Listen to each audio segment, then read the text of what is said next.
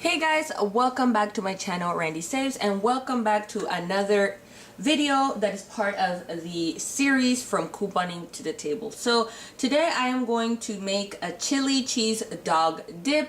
So a few months ago, or probably a month ago, I had couponed these Hormel chili turkey with beans. So if you're wondering, I'm pretty sure there's still a coupon available for them. So obviously if you don't have a Publix or didn't take advantage of this deal, you can still get this really cheap at your grocery store. So let's go ahead and get started. I hope it's as easy as it seems, so we'll see. So let's go ahead and get started. Okay, so the first step is to unroll the crescent rolls and slice each triangle in half. So I bought these from Aldi's. I believe they were 99 cents. So I'm just going to go ahead and open it.